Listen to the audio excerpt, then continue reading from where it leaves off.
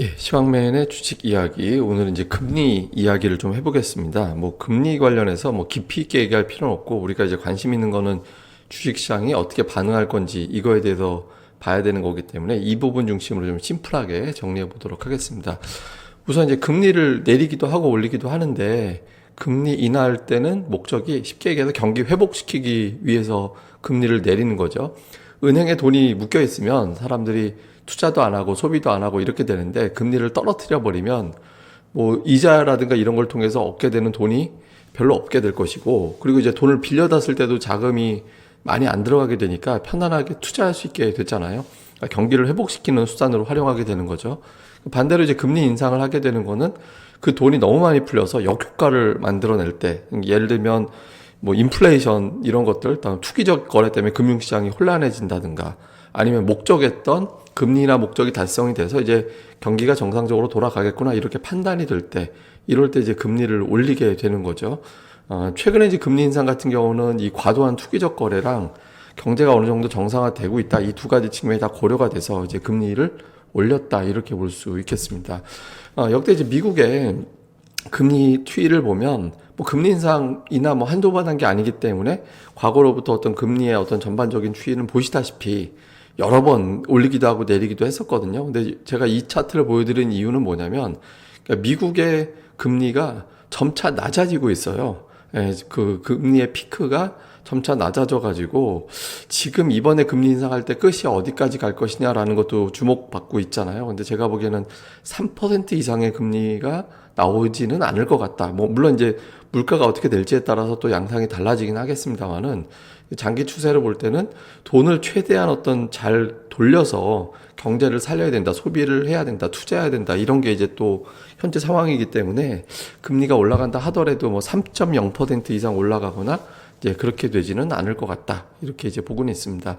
그럼 이제 우리가 관심 있는 건 금리 올렸을 때 주식시장이 어떻게 반응하는지, 사실 이게 오늘 방송의 핵심이다라고 볼 수 있거든요.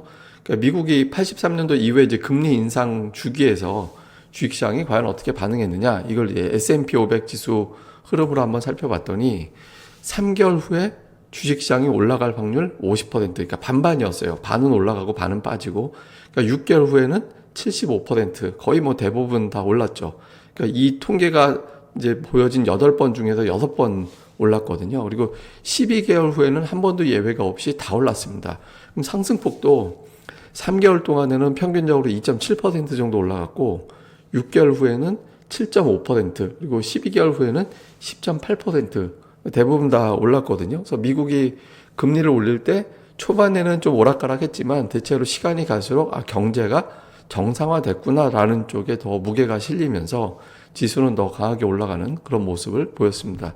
그럼 이제 우리 시장은 어떻게 됐는지도 궁금하잖아요.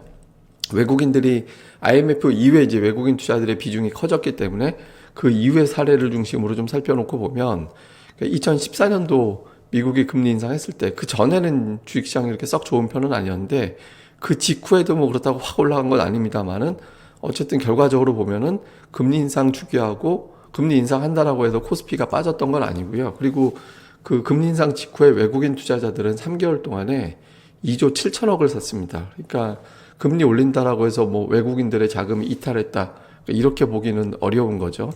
그리고 2016년도에는 좀 독특한 금리 인상이었는데, 그때 금리 딱 올리고 연속적으로 쭉쭉 올린 게 아니라 텀을 두고 또 올리고 그런 형태였거든요.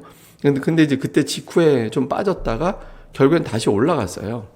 예, 그리고 이제 외국인 투자자들은 그 직후에 3개월 동안에 7,700억 원 정도, 이렇게 3개월 동안에 7,700억이니까 대단히 많이 매수했다, 그 정도까지는 아니지만 어쨌든 외국인 투자자들이 매수를 했습니다. 그러니까 금리 올린다라고 해서 외국인 투자자들이 이탈을 하거나 그렇게 나오지는 않았어요. 근데 제가 3개월까지만 보인 게, 그 이후의 기간 정도는 그때 경제 상황에 따라서 외국인들이 매매를 하는 거지, 금리에 따라서 영향을 받는 거는 그렇게 크진 않기 때문에 3개월을 이제 대상으로 해서 제가 이제 데이터를 좀 뽑아봤습니다.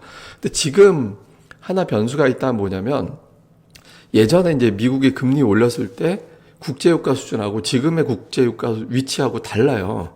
지금 차트에서 보시다시피 국제유가가 지금 $100 이상인 상황에서 금리 인상이 시작된 사례가 없었거든요. 그러니까 이게 이제 금리 인상한 목적이 이제 한 가지가 뚜렷한 거잖아요. 그러니까 인플레이션을 잡기 위해서 금리를 올린다라는 게 되는 건데, 그러니까 이전에는 뭐 인플레이션 자체가 이렇게 부작용, 걱정이 되거나 뭐 그런 것보다는 주로 이제 경기가 이제 어느 정도 정상화됐기 때문에 이제 금리를 올린다 뭐 이렇게 이제 가는 거였는데, 지금은 이제 인플레이션 목적이 있기 때문에 자칫 잘못하면 유가가 계속 올라가 버리면 인플레이션 잡기 위해서 금리 인상 속도를 빠르게 가져가야 되는 상황이 생길 수 있게 되는 거고, 너무 금리 인상 속도가 빠르면 경기에 대한 어떤 자신감이 떨어지는 그런 상황이 될 수도 있거든요. 그래서 지금 이제 국제유가가 변수다. 이후에 유가의 어떤 추이를 잘 보고 유가가 안정되지 않고 막 150달러, 200달러 이런 구도가 돼버리면 과거의 패턴과 좀 달라질 수 있다라는 점에서 유가의 변수는 좀 체크를 해보시는 게 중요할 것 같습니다.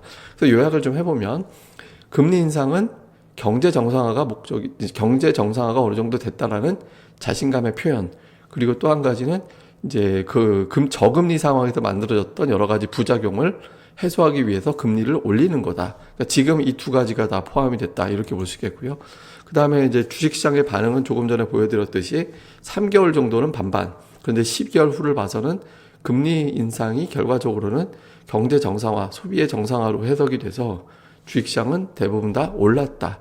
이렇게 이제 결론이 있고, 역시 이제 코스피도 마찬가지로 시차가 좀 있긴 했지만 어쨌든 미국의 금리 인상 이후에 코스피는 올라갔다. 이렇게 볼 수 있습니다. 중요한 건 뭐냐면 이제 인플레이션인데, 지금 인플레이션이 왜 중요하냐면 금리를 올린다라는 거는 기업들이라든가 가게 입장에서는 이자 비용 같은 게 증가되는 상황이 생기잖아요. 근데 여기서 만약에 물가가 올라버리면, 유가가 오르면 이자는 올라가는데, 예를 들어서 자동차 운전하시는 분들은 휘발유 값을 또 더 내야 되는 상황이 생기잖아요. 돈이 이중으로 더 지출이 되니까 소비가 위축될 수도 있는 상황이 생기거든요. 여기서 금리 올라가는데 유가가 안정이 된다라면 이자 비용 나가는 것만큼, 이자 비용은 나가지만 유가 때문에 증가되던 어떤 비용이 축소되는 거기 때문에 그만큼 이제 소비할 여력이 생기게 되는 거거든요. 그래서 인플레이션이 실제로 완화되는지가 이번 금리 인상이 과거의 패턴대로 가는지 안 가는지가 이제 결정이 되는 중요한 사안이다. 그러니까 이렇게 이제 보시면 될 것 같습니다. 그래서 오늘 뭐 대단한 내용들보다는 그러니까 심플하게 우리 증시의 영향, 그리고 이제 중요한 포인트 이 정도로 짚어봤고요. 뭐 더 자세한 내용을 만약에 이제 분석할 내용이 생긴다면 다음 편 방송에서 또 언급드리도록 하겠습니다. 예, 그럼 감사합니다. 다음에 뵙겠습니다. 그리고 구독하기 꼭 좀 부탁드립니다. 감사합니다.